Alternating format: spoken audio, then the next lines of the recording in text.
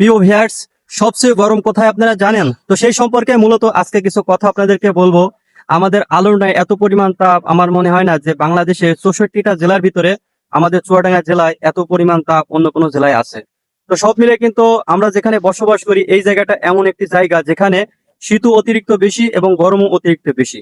তো সব মিলিয়ে এই জায়গাটাতে থাকতে অনেক বেশি কিন্তু সমস্যা আমরা মাঝে মধ্যে ফেস করি। কারণ এই যে বর্তমানে যে অবস্থা আপনাদেরকে কি বলবো, এখন বাজে মোটামুটি প্রায় 5টা না 6টা মনে হয় প্রায় বাজবে।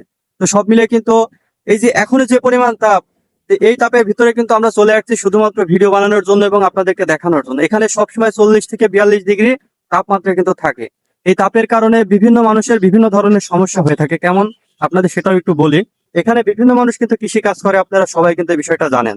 যারা কৃষি কাজ করে তাদের কিন্তু অনেক বেশি সমস্যা। এই যে আপনারা দেখেন একটা জায়গা, এখানে কিন্তু বিশ্রাম নেওয়ার মতন তেমন কিন্তু কোনো জায়গা নেই। আপনারা দূরে কিন্তু দেখছেন যে গাছ আছে 2টা অনলি। তো ওখানে কিন্তু অনেক দূরে যারা চাষ করে ওই দূরের থেকে কিন্তু আসা লাগে এই গাছতলায়। কারণ কি হয়েছে, আমাদের এখানে যে গাছগুলা ছিল একটা সময়, সেই গাছগুলা কিন্তু এখন নাই। তো না থাকার কারণে কৃষক ভাইরা এই যে তাপ সবসময় 40, 42, 45 ডিগ্রি পর্যন্ত তাপমাত্রা কিন্তু ওঠে আমাদের এখানে। তো এই তাপমাত্রার পরেও তারা কিন্তু রোদে পুড়ে বৃষ্টিতে ভিজে এই ফসলগুলো কিন্তু ফসায়।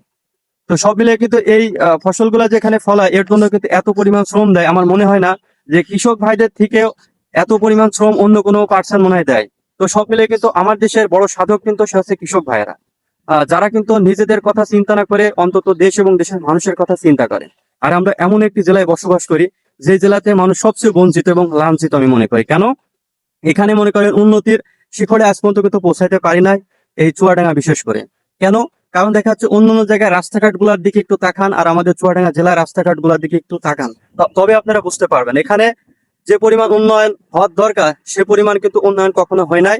তো যার কারণে আপনাদেরকে বলবো আপনারা অবশ্যই এই ভিডিওটা একটু শেয়ার করে দিবেন।